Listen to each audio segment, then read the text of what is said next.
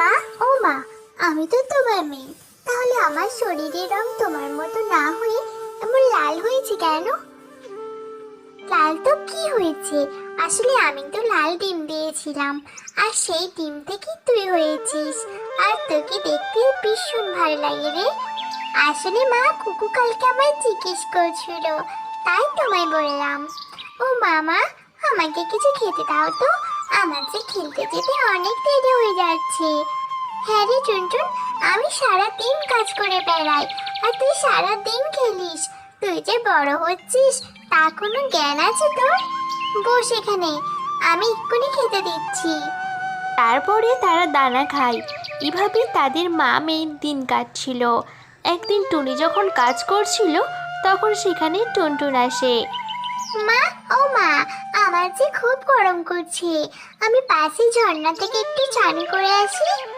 ঠিক আছে মা, যা, তবে তাড়াতাড়ি ফিরে আসিস, বেশিক্ষণ চান করিস না, নয়তো আবার ঠান্ডা লেগে যাবে।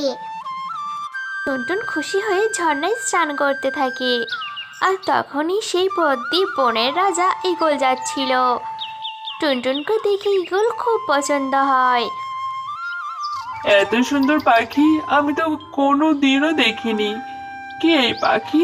দেখে মনে হচ্ছে আমার রাজ্যেই থাকে। যে করি হোক, আমার রাজ্যের রানী বানাবো আমি একে। ঈগল এসে ভাবতে থাকে। এইদিকে টুনটুন চলে যায়, আর ঈগল কোথাও টুনটুনকে খুঁজে পায় না। অন্যদিকে বনে থাকতো কাকলি নামে একটি কাক। কাকলি কাক ভাবতে থাকে, ইস, আমার কত দিনের শখ, আমি অনেক বড়লোক হব, আর আমাকে কোনো কাজ করতে হবে না, আমি সারাদিন আরাম করে থাকবো। এইসব ভেবে কাকলি দানা আনতে যায়।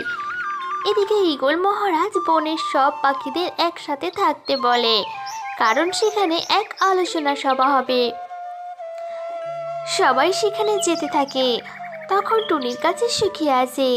কি গো টুনি, তুমি এখনো তৈরি হওনি? মহারাজ যে আলোচনা সভা বসিয়েছে, সেখানে তো আমাদের সবাইকে যেতে হবে। সবাই চলে গেছে, শুধু আমরাই বাকি আছি। হ্যাঁ সুখী দিদি, যাব। আসলে বাড়ির কাজ করতে করতে একটু দেরি হয়ে গেল, আর না গেলে তো মহারাজ অনেক রাগ করবেন। তারপরে তারা সবাই চলে যায়। তোমরা সবাই উপস্থিত হয়েছো, তা দেখে আমার খুব ভালো লাগছে। আসলে আমি কালকেই বনে একটা খুব সুন্দর পাখি দেখেছি, যার পুরো শরীর লাল রং, আর আমি তাকে বিবাহ করতে চাই। তোমরা যদি তাকে চিনে থাকো তাহলে তাকে আমার রাজপ্রাসাদে নিয়ে এসো। এই কথা বলে ঈগল চলে যায়, আর সবাই নিজের নিজের বাড়ি ফিরে আসে। এইসব কথা শুনে কাকলি ভীষণ খুশি হয়। এদিকে টুনি বাসায় গিয়ে টুনটুনকে সব কথা বলে। সত্যি মা, ইকল মহারাজ এই লাল পাখিকে বিবাহ করতে চায়? হ্যাঁ টুনটুন, এই জঙ্গলে লাল পাখি শুধু তুই আছিস, আর কালকে তুই মহারাজের রাজ্যে যাবি। এদিকে কাকুলি ভাবতে থাকে, এই তো সুযোগ আমার বড়লোক হবার, আমি আবার শরীরে পুরো লাল রং মেখে যাব, তাহলে আমাকে কেউ চিনতে পারবে না, আর আমার এত দিনের ইচ্ছে পূরণ হয়ে যাবে। এরপর কাকলি রং জোগাড় করে তার পুরো শরীরে লাল রং করে, আর মনে মনে ভীষণ খুশি হয়। পরের দিন টুনটুন রাজসভায় যায়, আর কাকলিও যায়। দুটো লাল পাখি দেখে ঈগল খুবই চিন্তায় পড়ে যায়। এ কি, তুই তো লাল পাখি? তবে কি তোমাদের মাঝে কেউ ছলনা করে এসেছো? সত্যি করে বলো, কে লাল পাখি? মহারাজ, আমি লাল পাখি, আমাদের জঙ্গলে আমি ছাড়া কেউ লাল পাখি নেই। না মহারাজ, ও মিথ্যা বলছে, আমি লাল পাখি, ও রানী হবার জন্য মিথ্যা বলছে। না মহারাজ, আমি সত্যি বলছি।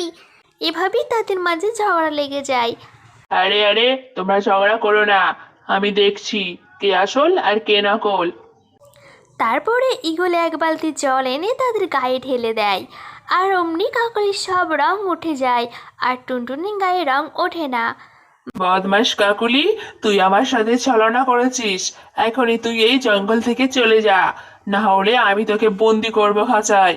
এরপর কাকলি প্রাণের ভয়ে চলে যায়, আর টুনটুনকে ঈগলের মহারাজ বিয়ে করে নেয়, আর টুনটুন হয়ে যায় ওই রাজ্যের রানী।